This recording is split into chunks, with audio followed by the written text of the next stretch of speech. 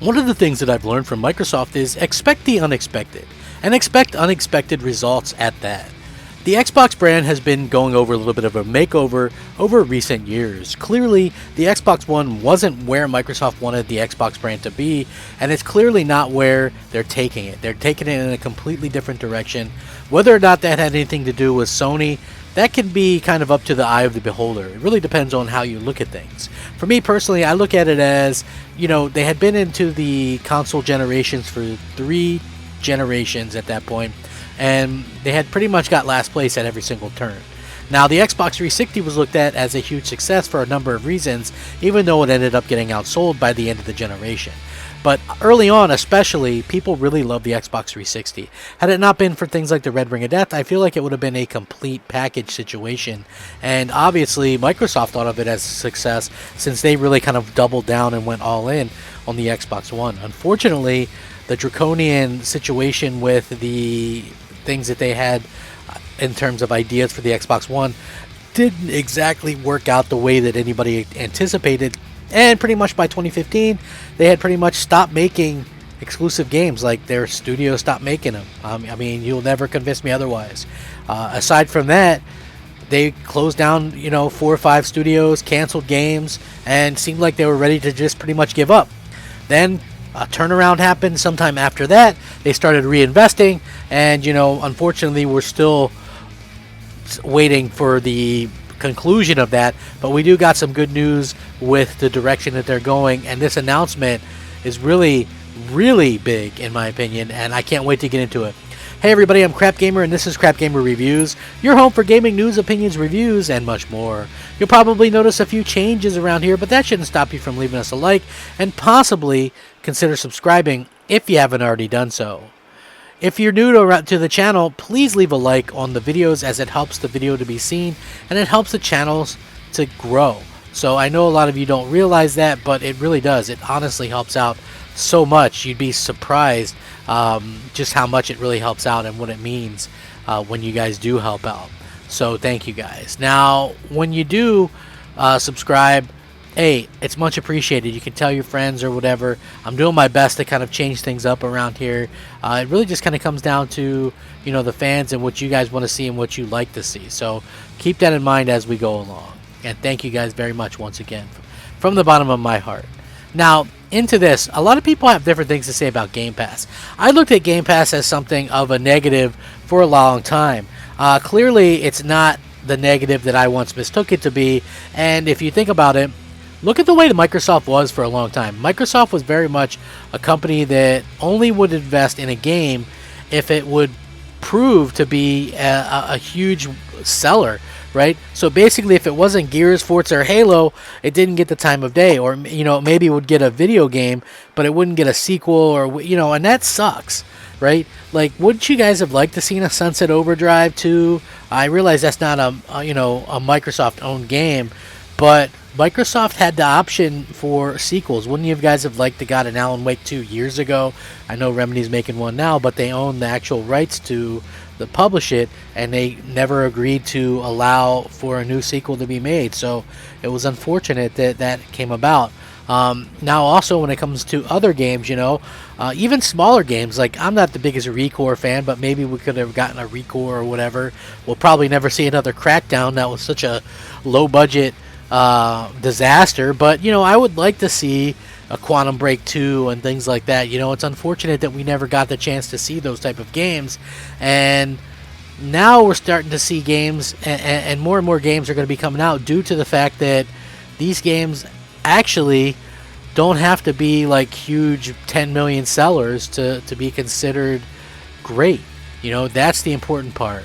Microsoft has done a really good job of kind of getting these types of games into Game Pass, and I listened to the interview with Tim Schafer, who is Double Fine Studios head, and it's very interesting to hear how like Psychonauts 2, which I gotta say, it's a well-built game, it's a good game, but I couldn't complete it. It just wasn't a game for me.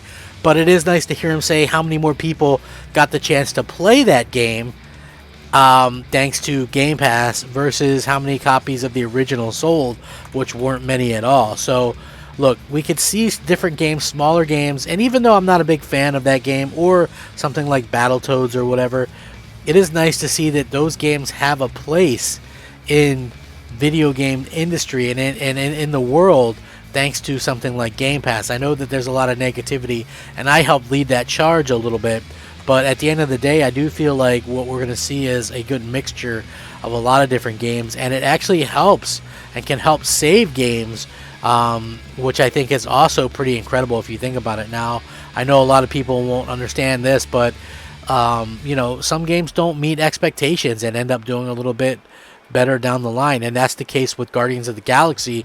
The audience is growing because of Game Pass. So after a slow start, Eidos Montreal says its Guardians of the Galaxy game is reaching a much bigger audience with it available on Game Pass. As the presence of superheroes continues to grow on the silver screen, so too is it growing in the world of video games with series like Spider-Man and Batman Arkham. Now, Marvel's comic band of misfits are among the most recent to find their way to PC and home consoles with 2021's Guardian of the Galaxy, which, by the way, folks, was my personal game of the year last year. It's from Square Enix and Eidos Montreal. However, after apparently coming in below initial sales expectation, Eidos Montreal says the game's player base is growing now that it's available on Xbox Game Pass. Guardians of the Galaxy follows the ragtag team of bounty hunters struggling for work in the wake of a massive intergalactic war following the Kree and Nova Corps. The team's latest job finds them roped into a new conflict involving the Universal Church of Truth and its leader, Grand Unifier Raker. As it works to spread its influence across the stars, it ultimately falls to Star-Lord, Gamora, Drax, Rocket Raccoon, and Groot to learn what Raker's plans are for the galaxy and ultimately stop the power-mad Unifier. So anyway, the recent audio growth actually came as part of an interview that Eurogamer conducted with Eidos Montreal members ahead of the BAFTA Video Game Awards, where Guardians was nominated for 3 awards, including Best Narrative. Senior Creative Director Jean-Francis Dugas acknowledged previous statements from Square Enix's Mr. Matsuda, who said the game sales underperformed, but said he and the rest of the team were proud of their work on the game and that they have no regrets about it. He went on to say he was happy to see the recent growth the game had thanks to the positive feedback and the game becoming available in Xbox Game Pass. What I love right now is that people, especially with Game Pass, are playing it, and they're sharing the experience. We make games to touch people. We make games to hit an audience. And it's great to see that it's finding its audience. And it's great that it keeps going forward. The game's audience growth, actually, in part to Xbox Game Pass, is a perfect example of the potential power the platform has to grow a game's audience itself. Even well past its initial release as of January 2022, Game Pass has over 25 million subscribers enjoying a library of games that include day one exclusives, AAA releases like Guardians of the Galaxy, and lesser-known indie titles that could pique a player's interest. It wouldn't be surprising to see other third-party studios in the future push for earlier access on Game Pass, seeking the kind of growth exemplified by Guardians itself. Now, this is something that I've been finding very interesting. Now, listen, I'm not saying people should wait for games or anything like that. I think, buy them when you can, because it helps with a lot of these issues. But I also feel like with stuff like this, it's very important that, these games can continue to grow once in Game Pass. And, we continue to see games expand upon what they normally would do. And Guardians of the Galaxy is a fantastic game. Like I said, I bought it on Xbox and I bought it on PlayStation 5.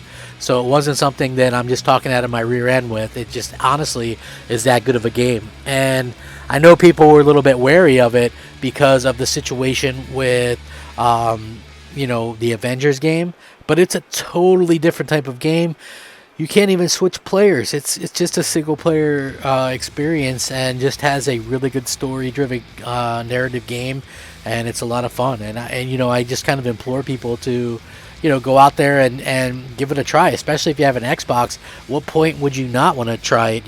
It's also one of the better looking games that we have on this generation. I mean, yeah, it's a cross-gen game or whatever, but it's a really good-looking game. It's just such a fun experience, and I feel like, if people gave it a chance, they would see just how awesome it is. So hopefully you guys understand where I'm coming from this, and, give it a try. But it does go to show that Game Pass works. It can help games rebound, and it's something that a lot of PlayStation fans didn't give enough credit for when it comes to what Xbox is doing right. What is your thoughts on the matter, though? Let me know. Sound off, rate, comment, subscribe. Thank you so much for watching. Rack 'em up, fact 'em up, crap gamer 'em up. Crap gamer out.